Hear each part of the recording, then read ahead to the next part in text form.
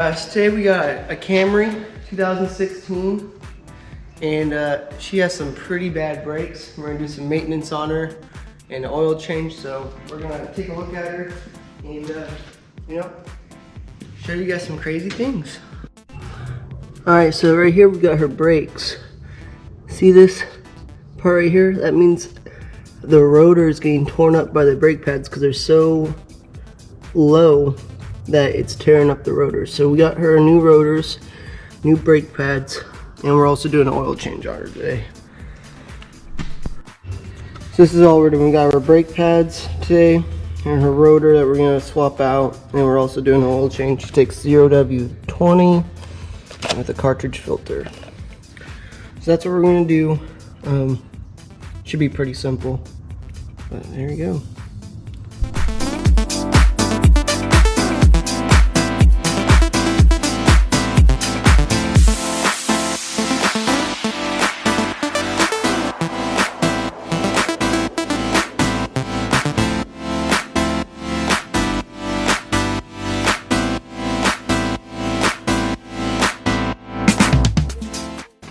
Alright, first things first, we gotta drain the oil.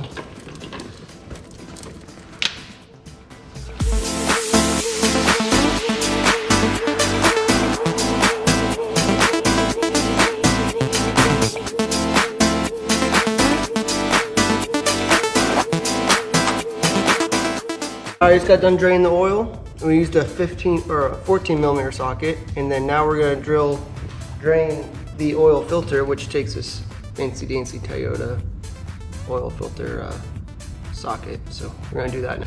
All right, guys. So I got the oil filter out right here. This is the oil filter for her car. You just pull it out like that, and then you want to make sure you replace this O-ring right here.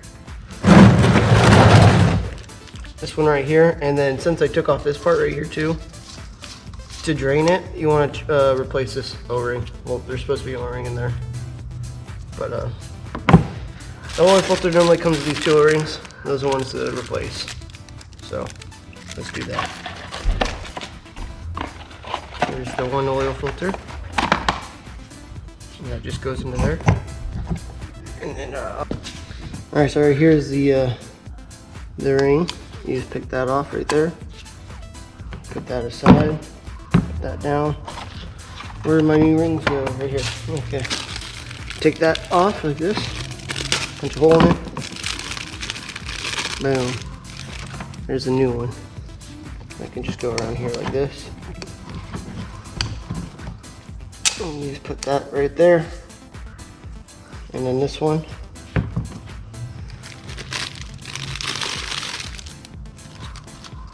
I guess this one goes on the inside. Where does this one go? Well,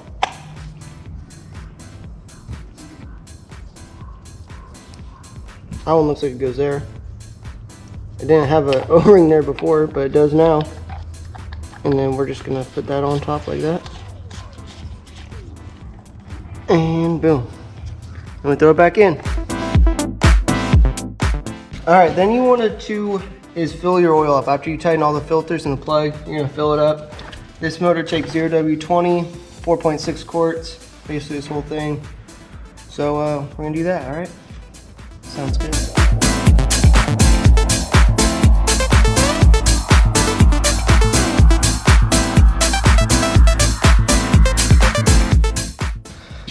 Alright guys, now after you pull the oil in, you want to check with your dipstick.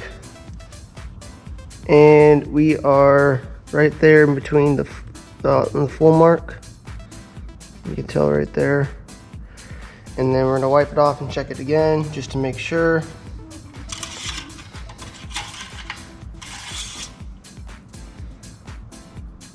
And she looks about full to me.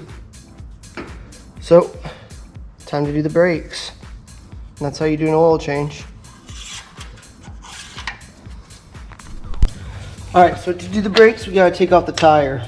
And you do that with an impact or any means necessary. We got 13/16 on this bad boy. We're gonna bust her off. Wrong way.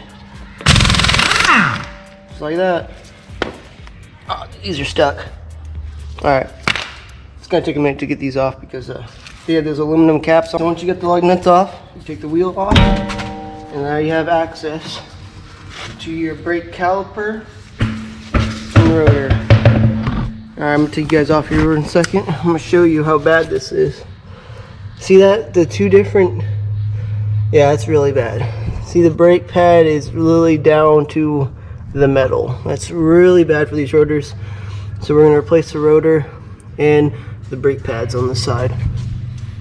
Next, you wanna take these bolts out, which are in the back of the caliper, and then you'll be able to take the caliper off. All right, so this is what your brake pads look like. Yeah, you can tell there's nothing on there. It's actually wearing down on the brake pad itself. This one is barely left. That's why there's a huge gash on these these rotors. So you gotta take this off too.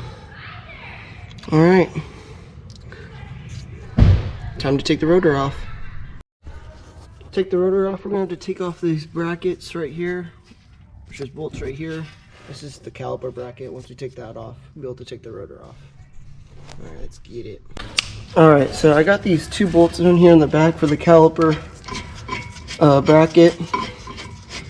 They were a 17 millimeter. You just take them off. There goes the bracket. All right, take that off and then take the rotor off. Actually, this probably, yeah, we'll probably just take them off right now because it's loose.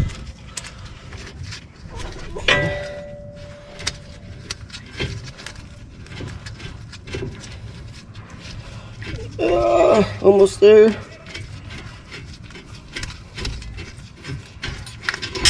That's it. Take that off. And we're probably going to hit this with a hammer. So let me go get a hammer. Alright, so I just smacked it with a hammer really hard and yeah, it just popped off. So you just take that bad boy off right there.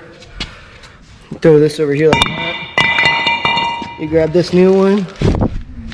Walk over here and you slap her on. Just like that. We're gonna put the bracket back on, which is just these two bolts right here, and then put the brake pads on. That's how you replace the rotor and brakes. All right. All right. So everything's back together now. It's always good to check if everything's nice and tight. So that's what I'm doing right now. Just tighten up the last few bolts, and that's it. And then we're gonna check the oil in the brake fluid reservoir. All right. All right, so this is where your brake reservoir is. You want to make sure it's full of brake fluid before you do this next step, where we're going to push down the brakes and push that brake piston out. So what you want to do is just press on the brakes a few times until it hardens up. And once it hardens up, you're good. So it's nice and hard now. We're gonna get out of the vehicle and we're gonna check it. And look, it's gone down a little bit. And that's good. And if you need more, you add some .30 brake fluid if you need more. All right, and that's basically it. All right, you can see these brakes are really bad, and I'm glad we got to it when we did. The other brake pads are over there for the rear, but they're all pretty thin. And that's basically borderline what you want. Like, if it's this low, you really need to change them. It's pretty bad. But I'm glad we got it taken care of, and it should be able to stop safely now without no squeaking or anything.